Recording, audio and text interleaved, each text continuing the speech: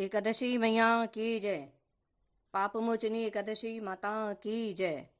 एकादशी की पाप मोचनी एकादशी की आप सभी को हार्दिक शुभकामनाएं। पाप मोचनी चैत्र शुक्ला एकादशी की व्रत की कथा इस प्रकार है। धर्मराज बोले, हे भगवान, मैंने फाल्गुन मास की शुक्ल पक्ष की एकादशी का महात्म्य सुनाया। अब आप चैत्र मास के कृष्ण पक्ष की एकादशी के बारे में बतलाइए।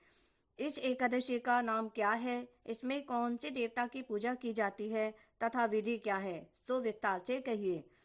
भगवान कृष्ण बोले, हे राजन, एक समय मानधाता ने लोमस ऋषि से पूछा, हे मुनि, चैत्र मास के शुक्ल पक्ष के एकादशी का क्या नाम है तथा उसकी विधि क्या है, सो कहिए। लोमस ऋषि बोले, हे राजन, चैत्र मास के शुक्ल पक्ष की एकादशी का नाम पाप मोचनी है। उसके व्रत के प्रभाव से मनुष्यों के अनेक जन्मों के पाप नष्ट हो जाते हैं और मनुष्य पाप मुक्त हो जाता है। इसकी कथा इस प्रकार है। प्राचीन काल में एक चैत्ररथ नामक वन था। उसमें अप्सराएं वास करती थीं। वहां हर समय बसंत रहता था, अर्थात उस जगह सदैव प्रत्येक तरह के पुष्प खिले रहते। उस जगह गंधर्व कन्याएं विहार किया करती थीं। उस वन में इंद्र अन्य देवताओं के साथ क्रीड़ा करता था। उस वन में एक मेधावी नामक मुनि तपस्या करते थे। एक दिन मंजू घोषी नामक एक अप्सरा उनको मोहित करने के लिए सितार बजाकर मधुगान करने लगी। उस समय शिव के शत्रु अनंग कामदेव भी शिव भक्त मेधावी मुनि को जीतने के लिए तैयार हुए। कामदेव ने उस सुंदर अप्सरा के भ्रुक धनुष बनाया, कटाक्ष को उसकी प्रत्यक्ष डोरी बनाई, उसके नेत्रों को उसने धनुष बनाया और कुचों को कुरी बनाया। उस मंजू घोषी अप्सरा को सेनापति बनाया। इस तरह कामदेव अपने शत्रु के भक्त को जीतने को तैयार हुआ। उस समय मेधावी मुनि भी युवा तथा हष्टपुष्ट थे। उन्होंने यज्ञोपवीत तथा दंड धारण कर रखा था। वह दूसरे कामदेव के समान शोभा पाते थे। उस मुनि को देखकर कामदेव के वश में हुई मंजू घोषी ने धीरे धीरे मधुर वाणी से वीणा पर गायन शुरू किया।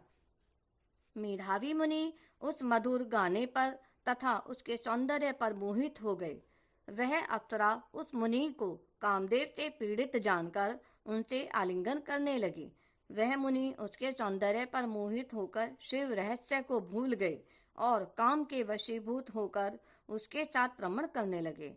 उस मुनि को काम के वशीभूत होने के कारण उस समय दिन रात का कुछ भी ध्यान न रहा और बहुत समय तक रमण करते रहे।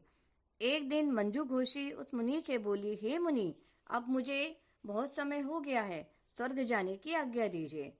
अप्सरा के ऐसे वचन सुनकर मुनि बोले, हे सुंदरी, तू तो आज इसी संध्या को आई है, अभी प्रातःकाल तक ठहरो। मुनि के ऐसे वचन सुनकर अप्सरा उनके साथ रमण करने लगी और बहुत समय बिता दिया। फिर उसने मुनि से कहा, हे मुनिदेव, अब आप मुझे स्वर्ग जाने की आज्ञा दीजिए। आपकी रात्रि तो बहुत लंबी है। अब आप सोचिए कि मुझे आपके साथ आए कितना समय हो गया है। उस अप्सरा के वचनों को सुनकर मुनि को ज्ञान प्राप्त हुआ और समय का विचार करने लगे। तब ध्यान करने से उसका परिणाम 57 साल 7 माह और 3 दिन ज्ञात हुआ। तो उस अप्सरा को काल का रूप समझकर वह महान क्रोधित हुए और उस तप का नाश करने वाली अप्सरा की तरफ देखने लगे। उनके अधर कांपने लगे और इंद्रियां व्याकुल होने लगीं। बस मुनि अप्सरा से बोले, रे दुष्ट, मेरे तप को नष्ट करने वाली, तू अब मेरे श्राप से पिशाचिनी होगी। हे महान पापिन और दुराचारणी, तुझे धिक्कार है। उस मुनि के क्रोधयुक्त श्राप से वह पिशाचिनी हो गई। तब वह बोली, हे मुनि, अब आप मुझ पर क्रोध को त्याग कर प्रसन्न हो जाओ और श्राप का निवारण कीजिए। विद्वानों ने कहा है कि साधुओं की संगत अच्छा फल देने वाली है, इसलिए आपके साथ तो मैंने बहुत वर्ष व्यतीत किए हैं, अतः अब आप मुझ पर प्रसन्न हो जाइए। तब मुनि को कुछ शांति मिली और उस पिशाचिनी से बोले, री दुष्ट, रे दुष्टे, तूने मेरा बड़ा बुरा किया है, परंतु फिर भी मैं श्राप से छूटने का तुझे उपाय बतलाता हूँ। चैत्र माह के कृष्ण पक्ष की जो एकादशी है उसका नाम पाप मोचनी है। उस एकादशी का व्रत करने से तू पिशाचिनी के देह से छूट जाएगी। इस प्रकार मुनि ने उसको समस्त विधि बतला दी और अपने पापों के प्रायश्चित के लिए अपने पिता च्यवन ऋषि के पास गए। च्यवन ऋषि अपने पुत्र मेधावी को देखकर बोले, रे पुत्र, तूने यह क्या किया? तेरे समस्त तप नष्ट हो गए हैं। मेधावी बोले, हे पिताजी, मैंने बहुत बड़ा पाप किया है, आप उससे छूटने का उपाय बतलाइए। च्यवन ऋषि बोले, हे तात, तुम चैत्र मास के कृष्ण पक्ष की पाप मोचनी एकादशी का भक्ति पूर्वक व्रत करो, इससे तुम्हारे समस्त पाप नष्ट हो जाएंगे। पिता के ऐसे वचनों को सुनकर मेधावी ऋषि ने पाप मोचनी एकादशी का व्रत विधि पूर्वक उपवास किया, उपवास किया। उसके प्रभाव से उनके समस्त पाप नष्ट हो गए। मंजू घोषी अप्सरा भी पाप मोचनी एकादशी का व्रत करने से पिशाचिनी की देह से छूट गई और सुंदर रूप धारण करके स्वर्गलोक को चली गई। रोमश मुनि बोले, हे राजन, इस पाप मोचनी एकादशी के प्रभाव से तब पाप नष्ट हो जाते हैं। इस एकादशी की कथा के श्रवण व पढ़ने से 1000 गौ दान का फल मिलता है। इस व्रत के करने से ब्रह्म हत्या करने वाले, स्वर्ण चुराने वाले, मद्यपान करने वाले, अगम्य गमन करने वाले आदि के पाप नष्ट हो जाते हैं और अंत में स्वर्गलोक को जाते हैं।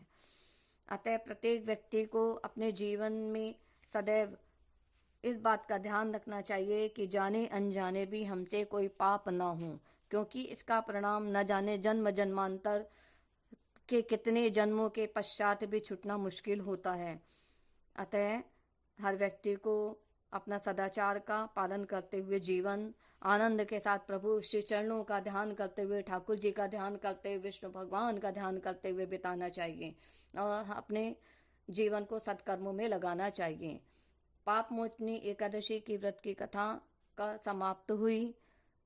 श्री एकादशी मैया की जय, विष्णु भगवान की जय, पाप मोचनी एकादशी मैया की जय, ठाकुर जी की जय, श्री जी की जय, ठाकुर जी की जय, श्री नारायण भगवान की जय। श्रीमन नारायण नारायण नारायण, हरि नारायण नारायण नारायण, लक्ष्मी नारायण नारायण नारायण, हरि नारायण नारायण नारायण। एकादशी मैया की जय।